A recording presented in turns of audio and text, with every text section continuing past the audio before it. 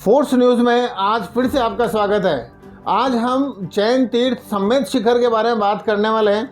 यदि आपने चैनल को सब्सक्राइब नहीं किया तो तुरंत कर लें और बेल आइकॉन का बटन जरूर दबा दें। आखिर समेत शिखर का विवाद है क्या?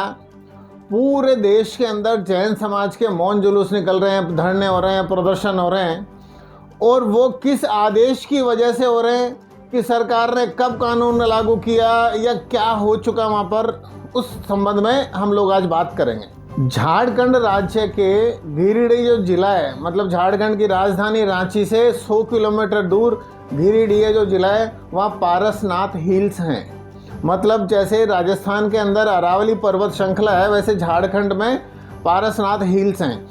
अब वहाँ क्या है कि पूरे के पूरे पहाड़ी इलाकों के अंदर जो चोटियाँ बड़ी से बड़ी, तो सबसे बड़ी चोटी का नाम समेत शिखर। यहाँ जैनियों के 20 तीर्थंकर उनको मोक्ष प्राप्त हुआ। मतलब जब भी पूरी दुनिया में प्रवचन कर लिए, सब जगह चले गए, सारे समाज को जागरूक कर दिया, तो ये तीर्थंकर अपना अंतिम समय वहाँ बिताते थे।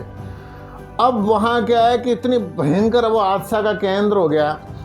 आज चूँकि पहाड़ी इलाके हैं सारे, तो टूरिस्टों को जाने के अंदर पहाड़ी इलाके ज़्यादा समझ में आते हैं। दूसरा, झारखंड सरकार ने क्या किया इस सब को देख के कि पहले ये क्या पूरा का पूरा पर्वत श्रृंखला संरक्षित क्षेत्र घोषित कर रखा था।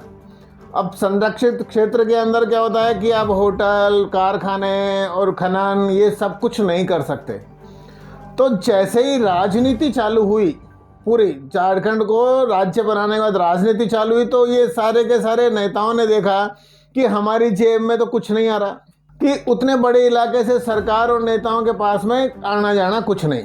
ये आस्था का केंद्र है।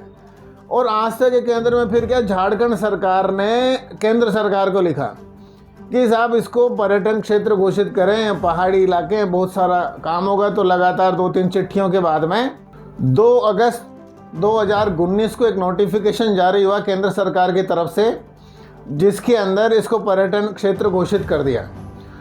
अब क्या है, मतलब 2019 अगस्त के अंदर जो आदेश निकला था, वो धीरे धीरे जैन समाज को समझ में आने लगा। जिस दिन ये नोटिफिकेशन जारी हो रहा था, उस दिन न तो जैन समाज को पता, न सरकार के लोगों ने बताया, और कुछ जो स्थानीय जिनको जानकारी भी हुई, तो उन्होंने प्लानिंग कर ली कि हाँ भाई पर्यटन क्षेत्र में बन गया, तो फिर उसके बाद में अब यहाँ होटल, गेस्ट हाउस और वो सब कुछ खुलने वाले हैं, रिजॉर्ट बनेंगे, क्लब खुलेंगे, बार खुलेंगे। तो ये सब प्लानिंग लोग बाग करने लग गए थे। 1-2 बार जैसे ही ये घटनाएं स्टार्ट हुई, जैनियों के समझ में आने लगी, तब उनको लगा कि इतना बड़ा पवित्र स्थल, मतलब जैसे हर धर्म के अंदर मुसलमानों के लिए मक्का मदीना है और अपने सिख समाज के लिए स्वर्ण मंदिर है, वेटिकन सिटी है, हिंदुओं के लिए मथुरा, काशी, चारों धाम हैं, वैसे ही जैन समाज के लिए ये समेत शिखर और पारसनाथ हिल्स अपना एक आस्था का केंद्र है। वहाँ पर 26 किलोमीटर की लंबी परिक्रमा है, जहाँ पैदल चल के और उसमें जाया जाता। मोटरसाइकिल भी अलाउ नहीं है, तो मोटरसाइकिल से लोग चढ़ने लग गए, तो वहाँ पोल्यूशन बढ़ रहा है। अब जैसे ही पर्यटन क्षेत्र की बात लोगों के खुल के सामने आई, उनको समझ में कि अब तो यहाँ दारू भी बिकेगी, अब यहाँ मांसाहार भी होगा, और नए नए लोग जो आएंगे वो हमारे सारे मंदिरों के अंदर हमारे को जूते खोल के आने की व्यवस्था, और कई सारा, मतलब एक धर्म स्थल के ऊपर जितनी भी टेंशन होनी है वो स्टार्ट हो गई। अब 2019 गया, 20 गया, 21 गया और 22 भी गया। 4 साल के अंदर अब कोई जाके 2022 में कुछ धरने प्रदर्शन देखने को मिले। उससे पहले ज्ञापनापन भी दिए गए होंगे।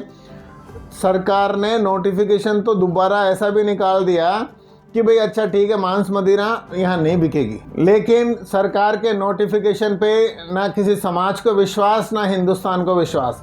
सरकार ने तो बिहार में और गुजरात के अंदर बंद कर रखी है सारी के सारी शराब, लेकिन वहीं शराब के दुखन तो ज़्यादा होती है, वहीं शराब पीकर लोग ज़्यादा मरते हैं। तो जैन समाज को कतई विश्वास नहीं है इस नए नोटिफिकेशन के ऊपर कि भाई पर्यटन क्षेत्र तो इसको बढ़ने दो, लेकिन हम यहाँ मांस मदिरा के ऊपर प्रतिबंध लगा देंगे। ये बिल्कुल भी गलत समझ रहे हैं कि ये एक छलावा मात्र है। तो समेत शिखर को पर्यटन क्षेत्र से की संरक्षित सूची से हटाओ, पर्यटन वहाँ नहीं चलेगा। और जैसा पहले सिचुएशन थी कि इसको संरक्षित क्षेत्र घोषित कर दें, ठीक वो ही जैन समाज वापस चाहता है कि वो 2019 से पहले की जो स्थिति थी उसी के अंदर आ जाए। अगर आपको इस विवाद में या जैन समाज के आंदोलन से संबंधित कोई भी नया सुझाव हो तो आप इसमें कमेंट बॉक्स के अंदर कमेंट कर सकते हैं। और हम चाहते हैं कि इतने बड़े समाज के मन की अगर कोई पीड़ा है, एक पर्यटन क्षेत्र घोषित नहीं भी करेगी सरकार तो चलेगा। झारखंड के अंदर वैसे पूरे संसार से पर्यटक, क्या मतलब जैन समाज के लोग या आस्था से संबंधित लोग वहाँ आते हैं, वो ऑटोमेटिक पर्यटन स्थल है। आपको ये घोषित करके और कुछ नेताओं और बिजनेसमैनों को वहाँ बार, रेस्टोरेंट और ये नॉन वेज की दुकानें खोलने की परमिशन देने की कोई आवश्यकता नहीं है। जय हिंद, वंदे मातरम।